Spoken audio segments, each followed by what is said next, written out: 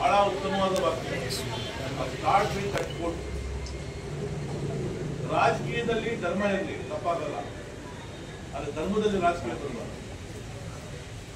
ತುಂಬಾ ಉತ್ತಮವಾದ ವಾಕ್ಯ. ರಾಜಕೀಯದಲ್ಲಿ ಧರ್ಮ ಬರೋ ತಪ್ಪೇನಿಲ್ಲ, ಯಾಕೆಂದ್ರೆ ನಮ್ಮ ತಪ್ಪುಗಳು ಬರ್ತವೆ, ಒಳ್ಳೆತನ ಬರುತ್ತೆ, ಎಲ್ಲ ಬರುತ್ತೆ. ಆದರೆ ಧರ್ಮದಲ್ಲಿ ರಾಜಕೀಯ ಬಂದ್ರೆ ಧರ್ಮ ಹಾಳಾಗುತ್ತೆ. ಅದು ಆಗಬಾರ್ದು. ಇದೆಲ್ಲ ಉದ್ದೇಶವೇ ನಾವು ಇದನ್ನು ಧರ್ಮದಲ್ಲಿ ರಾಜಕೀಯ ಬಂದ್ರೆ ಹೋಗಬೇಕು. ಹಾಗಾಗಿ ಎಲ್ಲ ಕೌನ್ಸಿಲರ್ಸ್ ಇದ್ದಾರೆ, ಸಂಘಗಳಿದ್ದಾವೆ, ಎಲ್ಲರೂ ನಾವೆಲ್ಲ ಇದ್ದೀವಿ. ಇದನ್ನ ಧರ್ಮ ಈಗ ಎಸ್ಪೆಷಲಿ ನಮ್ಮ ಗಣಪತಿ ಉತ್ಸವನ ಹಿಂದೂ ಸಮುದಾಯಕ್ಕಿಂತ ನಾವು ಯಾವತ್ತೂ ಇಟ್ಕೊಂಡೇ ಈ ಇತಿಹಾಸ ಓದಿದ್ರೆ ಇದು ಭಾರತೀಯ ಸಂಸ್ಕೃತಿಯ ಪ್ರತೀಕ ಇದೆ. ನಮ್ಮ ದೇಶದ ಚರಿತ್ರೆ ತೆಗೆದ್ರೆ ಗಣಪತಿನ ಡಿವೈಡ್ ಮಾಡ್ಲಿಕ್ಕೆ ಆಗಲ್ಲ. ಇಲ್ಲಿ ಹಿಂದೂ ಮುಸ್ಲಿಂ ಕ್ರಿಶ್ಚಿಯನ್ ಡಿವೈಡ್ ಮಾಡಿ ಸಾಧ್ಯನೇ ಇಲ್ಲ. ನಾವೆಲ್ಲರೂ ಸೇರಿ ಒಟ್ಟಾಗಿ ಆಚರಿಸಪ್ಪ ಇದು ಗಣಪತಿ.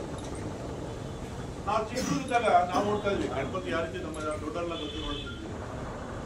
ಒಂದು ಗಣಪತಿ ಮನೇಲಿ ಇಟ್ರೆ ಅವ್ರ ಪಕ್ಕದಲ್ಲಿ ಮುಸ್ಲಿಂ ಸಮುದಾಯ ಇರ್ಬೋದು, ಯಾರಿರ್ಬೋದು, ಎಲ್ಲ ಒಟ್ಟಿಗೆ ಆಚರಿಸ್ತಾ ಇದ್ವಿ. ಅವತ್ತು ನೋ ನಾನ್ ವೆಜಿಟೇರಿಯನ್ 2 ದಿನ ಗಣಪತಿ ಬಿಡೋವರೆಗೂ. ಯಾವುದೇ ಕೆಟ್ಟ ಮನೇಲಿ ಕುಡಿತಾ ಏನು ಇರ್ತಿರ್ಲಿಲ್ಲ. ಮತ್ತೆ ಊರು ಗಣಪತಿ ಬಿಡಬೇಕಾದ್ರೆ ಇಡೀ ಊರು ಇವತ್ತು ಮಾಡ್ತಾರೆ, ಹೆಣ್ಮಕ್ಳು ಮಾಡ್ತಾರೆ. ಹೆಣ್ಮಕ್ಳು ಮಾತ್ರ ಸಂಸ್ಕೃತಿ ಉಳ್ಕೊಂಡಿದೆ, ಗಂಡಸಲ್ಲಿ ಇಲ್ಲ, ಅದು ಕೊಟ್ಟೋಗಿದೆ. ಮನೆ ಮುಂದೆ ಎಲ್ಲ ನೀರಾಕಿ ರಂಗೋಲಿ ಬಿಟ್ಟು ಊರು ಗಣಪತಿ ಬಿಡ್ತಾರೆ, ಅಥವಾ ನಮ್ಮ ಕೇರಿ ಗಣಪತಿ ಬಿಡ್ತಾರೆ, ಅಥವಾ ಒಂದು ಪಾವಿತ್ರತೆ ಇತ್ತು.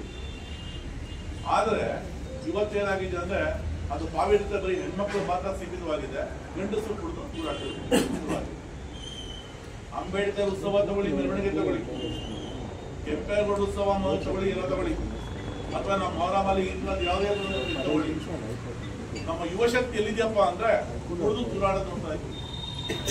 ಈ ಯುವಶಕ್ತಿ ಆಗಿರ್ಲಿಲ್ಲ.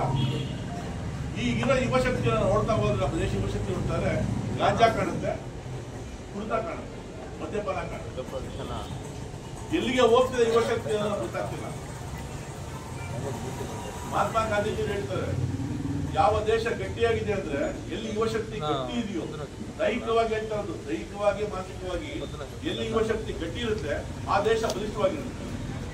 ಆದ್ರೆ ಭಾರತ, ನಮ್ಮ ದೇಶ, ನಮ್ಮ ಸಮಾಜ ಇವತ್ತು ಯಾವ ಕಡೆ ಹೋಗ್ತಿದೆ? ಪಾಶ್ಚಾತ್ಯ ದೇಶಗಳೆಲ್ಲ ಹಾಳದೋಗಿ ಇವತ್ತು ನಮ್ಮ ಕಡೆ ನೋಡ್ತಾ ಇದ್ದಾರೆ. ಭಾರತ ಚೆನ್ನಾಗಿದೆ, ನಾವು ಫಾಲೋ ಮಾಡೋಣ ಅಂತ. ಆದ್ರೆ ನಾವು ಉಲ್ಟಾ ಹೊಡಿತಾ ಇದ್ದೀವಿ.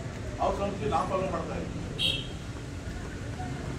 ನನ್ನ ನಿಮಗೊಂದು ಬೇಡಿಕೆ, ಅಟ್ಲೀಸ್ಟ್ ಮುಳುಭಾಗದ ಇಡೀ ದೇಶದ ಸಮಸ್ಯೆ ಇದೆ, ಇನ್ನೊಂದು ಮುಳುಭಾಗದ ಸಮಸ್ಯೆ ಅಲ್ಲ. ಒಂದು ಯಾರು ಎಷ್ಟೇ ಜನ ಪಳ್ಳಿ ಆಗಲೇ ಕೈತಿ ಗಣಪತಿ ಇಡೋಂತಾರೋ ಕೈತಿ, ಗಣಪತಿ ಇಡೋಂತ ಪೆಂಡಲ್ ಕೈತ್ರಪ್ಪ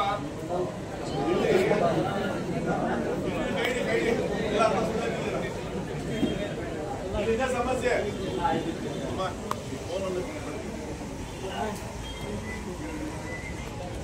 ನಿಮ್ಗೆ ಹೇಳ್ತೀವಿ ಏನಾಗ್ತದೆ ಅಂದ್ರೆ ಮೀಟಿಂಗ್ ಅಲ್ಲಿ ಲೀಡರ್ಸ್ ಬರ್ತಾರೆ, ಆದ್ರೆ ಸಿಟಿಂಗ್ ಬರ್ತಾರೆ, ಬಟ್ ಗಣಪತಿ ಇಡೋ ತಪ್ಪಿಸ್ಬಿಡ್ತಾರೆ. ಯಾಕೆಂದ್ರೆ ಕಂಡೀಷನ್ಸ್ ಆಗ್ತಿರ್ತಾರೆ, ಅದಕ್ಕೆ ತಪ್ಪಿಸ್ಬಿಡ್ತಾರೆ. ಅವತ್ತು ಅದು ಇರ್ಲಿಲ್ಲ ಸಂಜೆ. ಒಂದು ನನ್ನ ಬೇಡಿಕೆ ಮುಳುಭಾಗ ಜನತೆಗೆ, ಯಾಕೆಂದ್ರೆ ಅವರೇ ಟೂರಿಸ್ಟ್ ಬೆಳೆದಂಗೆ, ನಾವು ಗವರ್ಮೆಂಟ್ ಇವತ್ತಿರ್ತೀವಿ, ನಾವು ಹೊರಟೋಗ್ತೀವಿ. ಬಟ್ ಇದು ನಿಮ್ಮೂರು, ನಿಮ್ಮ ಜನ, ನಿಮ್ಮ ಸಮಾಜ, ಇದು ನಿಮ್ನ ಅಳಿಸ್ಲಿಕ್ಕಾಗಲ್ಲ, ಇದನ್ನ ನಾಶ ಮಾಡ್ಲಿಕ್ಕಾಗಲ್ಲ. ಯಾಕೆ ಅದು ಹಿಂದೂ ಇರ್ಬೋದು, ಮುಸ್ಲಿಂ ಇರ್ಬೋದು, ಕ್ರಿಶ್ಚಿಯನ್. ಏನೇನು ಗಣಪತಿ ಇಡ್ತೀರಾ, ಗಣಪತಿ ಬಿಡೋವರೆಗೂ ನಿಮ್ಮ ಸುತ್ತಮುತ್ತ ಯಾವುದೇ ವ್ಯಕ್ತಿ ಆಗಲಿ ಕುಡಿಲಿಕ್ಕೆ ಅವಕಾಶ ಮಾಡ್ಕೊಳ್ತೀವಿ. ಮಾಡ್ತೀರಾ? ಬೇಡ, ಅವತ್ತು ನಾನೇ ಇರ್ತೀನಿ. ಗಣಪತಿ ಬೇಕಾದ್ರೆ ನಾನು ಇದ್ದೆ, ನಿಖಿಲ್ ಸಾಹೇಬ್ ಇಲ್ಲ ಇದ್ರು. ಈ ಸತಿ ನಾವಿರ್ತೀವಿ. ಇಲ್ಲಿ ಕೌನ್ಸಿಲರ್ಸ್ ಹೇಳ್ತಾರೆ, ಸರ್ ನಾವು ಕುಟುಂಬಗಳಿಗೆ ಪರ್ಮಿಷನ್ ಕೊಡ್ತೀವಿ ಅಂತ, ಅವ್ರನ್ನೂ ಇಟ್ಕೊಳ್ತೀವಿ. ನಾನು ಇರ್ತೀನಿ ಸರ್, ಅದೇ ವರ್ಷ ಹೇಳ್ತೀವಿ ಸರ್, ಕುಡಿದೇ ನೋಡ್ಕೋಬೇಕು.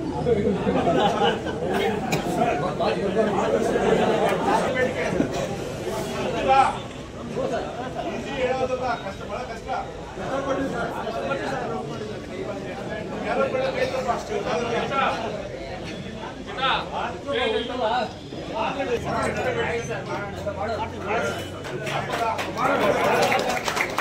ಸೆಕೆಂಡ್, ಲಾಸ್ಟ್ ಟೈಮ್ ಮುಳುಬಾಲ ಗಣಪತಿ ಉತ್ಸವದಲ್ಲಿ ಏನು ಹೋಗಿತ್ತು ಅಂದ್ರೆ 4 ಗಂಟೆಗೆ ಎಷ್ಟಿತ್ತು ಅಂತ ನೀವು ಟೈಮಿಂಗ್ ಕೊಟ್ಟಿಲ್ಲ. 6 ಗಂಟೆ ಆದ್ರೂ ಇತ್ತಲ್ಲ, ನಾವೇನ್ ಮಾಡ್ಕೊಂಡಿರ್ತೀವಿ, ಇವತ್ತೊಂದು 15 ಗಣಪತಿ ಬಿಡ್ತಾರೆ ಅಂತ ಮಾಡ್ಕೊಳ್ತೀವಿ. 15 ಗಣಪತಿ ಟೈಮಿಂಗ್ಸ್ ಹಾಕೊಂಡ್ಬಿಡ್ತೀವಿ. ನೋಡಪ್ಪ 4 ಗಂಟೆ ಮುಗಿದ್ರೆ ಮುಗಿಸ್ಕೊಂಡು 6 ಗಂಟೆಗೆ ಇಲ್ವಪ್ಪ ಅಂತ ಹೇಳ್ತೀವಿ. ನೀವು 6 ಗಂಟೆ ಆದ್ರೆ ಇರ್ತಲ್ಲ, ಅಷ್ಟು ಇನ್ನೊಂದು ಗಣಪತಿ ಬರ್ತಾ ಇರ್ತಾರೆ ಪಕ್ಷ ಅಲ್ಲೊಂದು ದುಡ್ಡು ಕೊಟ್ಟಿರ್ತೀವಿ. ಆ ದುಡ್ಡು ಇಲ್ಲೋಬೇಕಪ್ಪ. ಹಿಂದೆ ನಮ್ಗೆ ಸಮಸ್ಯೆ ಇರ್ತಿರ್ಲಿಲ್ಲ.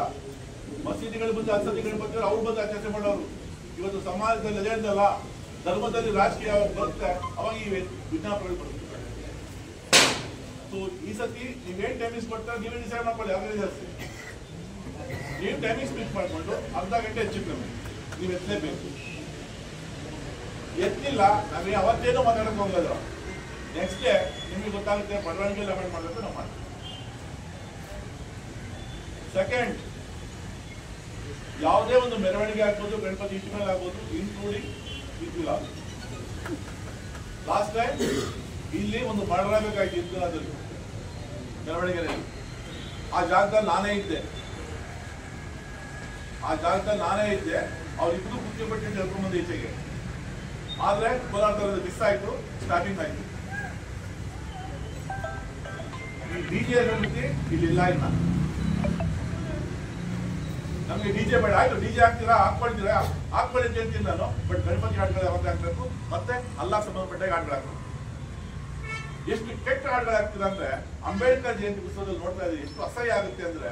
ಅಂಬೇಡ್ಕರ್ಗೂ ಹಾಡು ಏನ್ ಸಮಸ್ಯೆ ಸಂಬಂಧ? ನೀವೊಬ್ಬರೇ ಅಂತ ಹೇಳ್ತಿಲ್ಲ, ನೀವು ರಾಜ್ಯಾದ್ಯಂತ ನೀವೆಲ್ಲೇ ಹೋಗಿ, ಯಾವುದೇ ಮೆರವಣಿಗೆಗಳು ಹೋಗಿ ಅಸಹ್ಯವಾಗಿರುತ್ತೆ. ಅಲ್ಲಿ ಮುಂದೆ ಅಂಬೇಡ್ಕರ್ ಫೋಟೋ ಇಟ್ಟಿರ್ತೀರ, ಕೆಂಪೇಗೌಡರು ಫೋಟೋ ಇಟ್ಟಿರ್ತೀರ, ಗಣಪತಿ ಸ್ಟ್ಯಾಚ್ಯೂ ಇರುತ್ತೆ. ಅಷ್ಟು ಪವಿತ್ರದೆಲ್ಲ ಕೈ ಮುಗಿತೀರ, ಅಯ್ಯೋ ನಮ್ಮ ಗಣಪತಿ ಬೇಡ ನಾನು ಹೊಡೆದಿಟ್ಟ ಅಂತ ಹೇಳ್ತೀರ. ಆ ತಾಕತ್ತಿರೋರು ಕುಡಿದೇ ಡ್ಯಾನ್ಸ್ ಮಾಡ್ತಾರೆ. ಕೇಂದ್ರ ನಿಮಗೆ ಡಿಜೆ ಹಾಕ್ಬೇಕು. ಯಾಕೆ ನೀವು ಭಕ್ತಿಗೀತೆ ಹೇಳ್ಬಾರ್ದು? ಯಾಕೆ ನೀವು ಮೊಹಮ್ಮದ್ ಪೈಜರ್ ಸಂಬಂಧಪಟ್ಟ ಅಲ್ಲ ಸಂಬಂಧಪಟ್ಟ ಯಾಕೆ ಹಾಡಿರ್ಬಾರ್ದು? ಏನು ಬೇಕು ನಿಮಗೆ ಡಿಸ್ಕೋ ಸಾಂಗ್ಗಳು? ನಾಶಕ ಆಗಬೇಕು ನಮ್ಮ ಯುವ ಸಂಗೀತ. ಇದಕ್ಕೆ ನಾವು ದೊಡ್ಡ ಗಮನ ಮಾಡಿದ್ವಿ. ಯಾಕೆ ಹೇಳಿ, ನೀವು ಬೇಡಪ್ಪ ಅಂದ್ರೆ ಅವ್ರ ಜೊತೆ ಹೋಗಲ್ಲ. ನೀವು ಸರಿ ಇಲ್ಲಪ್ಪ ಅಂದ್ರೆ ನೀವು ಏನ್ ಹೇಳಿದ್ರು ಡಿಜೆ ಕೊಡ್ಬೇಕು, ಕುಡಿಯಕ್ಕೆ ದುಡ್ಡು ಕೊಡಿಸ್ಬೇಕು, ಎಲ್ಲ ಮಾಡಿದ್ರೆ ಆ ಲೀಡರ್ ಎಕ್ಸಲೆಂಟ್. ಮಾಡಿಲ್ವಾ ಇವ್ ಗಾಂಧಿವಾದಿ ಯಾರು ಓಟ್ ಹಾಕ್ಬಿಟ್ಟಿದ್ದೀವಿ. ಇದು ಇವತ್ತು ಸಮಸ್ಯೆ. ಅದಕ್ಕೆ ಹೇಳಿದ್ರೆ ಮಹಾತ್ಮ ಗಾಂಧಿ ಬಂದು ಎಲೆಕ್ಷನ್ ಇಟ್ಕೊಂಡ್ರು ಡೆಪಾಸಿಟ್ ಕಳ್ಕೊಳ್ತಾರೆ.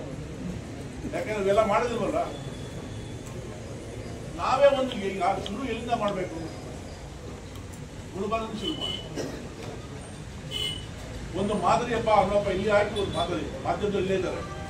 ಇಂಥ ಒಂದು ಊರಿನಲ್ಲಿ ಈ ರೀತಿ ಯುವಶಕ್ತಿ ಇಂಥ ಒಂದು ಸಂಪ್ರದಾಯ ಹಾಕೊಂಡಿದ್ದಾರೆ.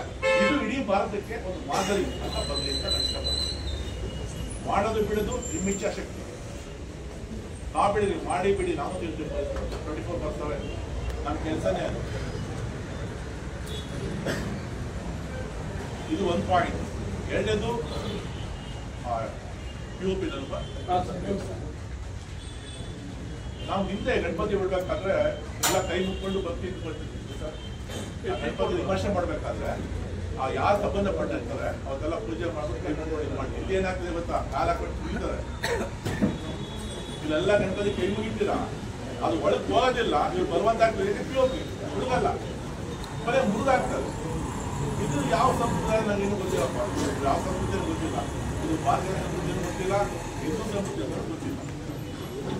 ಯಾವ ಮಟ್ಟಿಗೆ ಕಳಿಸ್ತೀರ ಅಂದ್ರೆ ಹುಡುಗರು ಸಾಕನ್ನೋ ಮಟ್ಟಿಗೆ ಇಟ್ಬಿಡ್ತೀರ. ಅದೇ ಮಣ್ಣಿನ ಗಣಪತಿ ಆದ್ರೆ ಅದು ಸಂಖ್ಯೆಗಳು ಜಾಸ್ತಿ ಆಗ್ತಿದೆ, ಜಾಗ ಕಮ್ಮಿ ಇದೆ, ಹಾಗಾಗಿ ಏನು ಮಾಡೋಕ್ಕಾಗ್ತಿಲ್ಲ.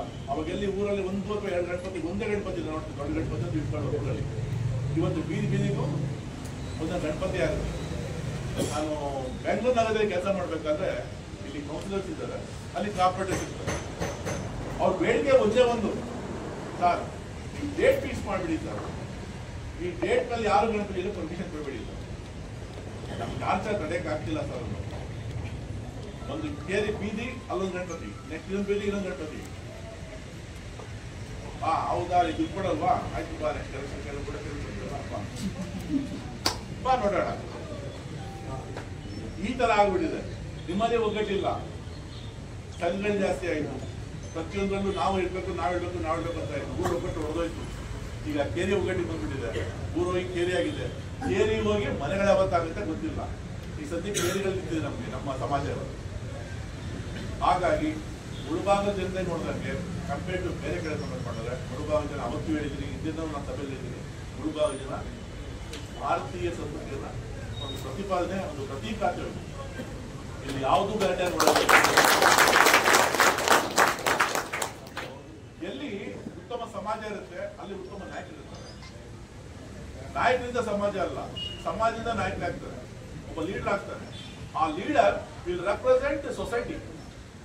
ಯಾಕೆಂದ್ರೆ ಅಲ್ಲಿಂದನೇ ಬಂದಿರ್ತಾನೆ ಹೊರತು ಪಾಕಿಸ್ತಾನದಿಂದ ಬಂದಿರಲ್ಲ, ಅಥವಾ ಬಾಂಗ್ಲಾದೇಶದಿಂದ ಬಂದಿರಲ್ಲ, ಶ್ರೀಲಂಕಾದಿಂದ ಬಂದಿರಲ್ಲ. ಮುಳುಭಾಗದ ಜನತೆ ಮಧ್ಯದಲ್ಲೇ ಬಂದಿರ್ತಾನೆ ಆ ನಾಯಕ. ಆ ನಾಯಕರನ್ನು ನೋಡಿದ್ರೆ ಆ ಜನತೆ ಎಷ್ಟು ಒಳ್ಳೆಯವರು ಕೆಟ್ಟವರು ಅಂತ ಗೊತ್ತಾಗುತ್ತೆ. ನಾನು ನೋಡಿದಾಗ ಕೋಲಾರದಲ್ಲಿ ಇಷ್ಟು ಒಗ್ಗಟ್ಟಾಗಿ ಬರೋದು ಏಕೈಕ ದೇಶವನ್ನೇ ಮುಳುಭಾಗ.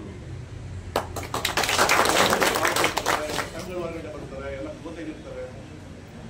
ನಿಮ್ಮ ತತ್ವಗಳನ್ನ ನೀವು ಮಾಡ್ಕೊಳ್ಳಿ, ಪ್ರತಿಪಾದನೆ ಮಾಡ್ಕೊಳ್ಳಿ, ಎಲ್ಲೆಲ್ಲಿ ಬೇಕು ಆಚರಣೆ ಮಾಡಿ, ಆಚರಿಸಿ, ಎಲ್ಲ ಮಾಡಿ. ಬಟ್ ಗ್ರಾಮ ಬಂದಾಗ, ಪಟ್ಟಣ ಅಂತ ಬಂದಾಗ, ನಿಮ್ಮ ಊರು ಅಂತ ಬಂದಾಗ ಇವೆಲ್ಲ ಒಗ್ಗಟ್ಟಾಗಬೇಕು. ಜನರು ಒಗ್ಗಟ್ಟೆ ಕೆಲಸ ಮಾಡ್ತಾರೆ. ಗಣಪತಿ ಆಗ್ಬೋದು, ಈದ್ ಆಗ್ಬೋದು, ಅದು ಮುಳುಭಾಗದ ಜನ ಆಚರಿಸೋದು. ಹಿಂದೂ ಮುಸ್ಲಿಂ ಅಂತ ಹೋಗ್ಲೇಬೇಡಿ, ಅದು ನಮ್ಮ ಹಬ್ಬನೇ, ಇದು ನಮ್ಮ ಹಬ್ಬನೇ. ಯಾಕಂದ್ರೆ ನಾವು ಇಂಡಿಯನ್ಸ್, ನಾವೆಲ್ಲರೂ ಭಾರತೀಯರು. ಅವ್ರೊಂದು ಮಾತು ಹೇಳಿದ್ರು, ದೇಶ ಮೊದಲು, ಧರ್ಮ ನಂತರ. ಅದು ಇರೋದ್ರಿಂದಲೇ ಭಾರತೀಯ ವ್ಯಕ್ತಿಯಾಗಿರೋದು. ಎಲ್ಲಿ ಧರ್ಮ ಫಸ್ಟ್, ಎಲ್ಲಿ ದೇಶ ಫಸ್ಟ್ ಆಗುತ್ತೆ ಆ ದೇಶ ಹಾಳಾಗೋಗಿದೆ. ಯಾವ ದೇಶದ ಉದ್ಧಾರ ಆಗಿಲ್ಲ ಇಲ್ಲಿ. ಯಾಕಂದ್ರೆ ತಗೊಳ್ಳಿ, ಇತಿಹಾಸ ತಗೊಳ್ಳಿ. ನಮ್ಮ ಭಾರತ ದೇಶ ಗಟ್ಟಿಯಾಗಿದೆ ಅಂದ್ರೆ ನಮ್ಮ ಸಂಸ್ಕೃತಿ ಗಟ್ಟಿಯಾಗಿದೆ. ಈ ಕಾರಣದಿಂದ ದಯವಿಟ್ಟು ಎಲ್ಲರೂ ನಾವೇನು ಇನ್ಸ್ಟ್ರಕ್ಷನ್ಸ್ ಕೊಡ್ತೀವಿ, ನಾವು ನಿಮಗೆ ಹೊಟ್ಟೆವರಿಗೆ ಕೊಡೋದಿಲ್ಲ, ಅಥವಾ ಪೊಲೀಸರು ಏನಪ್ಪ ಈಗ ಪೀಸಿಸ್ ಕಾಲದ ಪದ್ಧತಿಗಳನ್ನ ಇಲ್ಲ. ನಾವು ಕಂಡೀಷನ್ ಹಾಕೋದು, ನೀವೆಲ್ಲ ನೆಮ್ಮದಿಯಾಗಿ ಆಚರಣೆ ಮಾಡ್ಕೊಂಡು ನೀವು ಸುಖವಾಗಿ ನಿಮ್ಮ ಮನೆಯೊಳಗೆ ಹೋಗಿ. ಯಾವುದೋ ಒಂದು ಕೊಲೆ ಆಯಿತು, ಯಾವುದೋ ಒಂದು ಗಲಾಟೆಗಳಾಯಿತು, ಅದರಿಂದ ಸಫರ್ ಆಗೋದು ಯಾರು? ಇಡೀ ಕುಟುಂಬ ಸಫರ್ ಆಗಿದೆ. ಅದಾಗೋದು ಬೇಡ, ಎಲ್ಲ ಖುಷಿಯಿಂದ ಆಚರಣೆ ಮಾಡೋಣ. ಇದೊಂದು ಒಳ್ಳೆ ಸಂಪೂರ್ಣ ಒಳ್ಳೆ ಸಂಸ್ಕೃತಿಯ ಪ್ರತಿಕ್ರಿಯೆ ಅಲ್ವಾ? ಇದಾಗ್ಬೋದು, ಇದಿಲ್ಲಾಗ್ಬೋದು, ಪ್ರತಿಯೊಂದು ಅಷ್ಟೇ. ಅದನ್ನೆಲ್ಲ ನಾವು ಸಂತೋಷದಿಂದ ಆಚರಣೆ ಮಾಡೋಣ. ಅದು ಬಿಟ್ಟು ಯಾಕೆ ಇರು ಇದೆಲ್ಲ ಒಡನಾಟಗಳು, ಅದು ಅಲ್ಲಿ ಮಾಡ್ಕೊಂತೆ, ಇದು ಬಿಲ್ ಮಾಡ್ಕೊಂತೆ, ಅವನಿಂದ ಇವನಿಂದ ನಾನು ಇಷ್ಟು ಕೊಟ್ಟು ಈ ಗಣಪತಿ ಗಲಾಟೆ ಇದು ಗಲಾಟೆ ಆಗೋದು ಉದ್ದೇಶ ಇದೆ. ನಾನೀನ ಅನ್ನಲಿಕ್ಕೆ ಗಲಾಟೆಗಳಾಗುತ್ತೆ.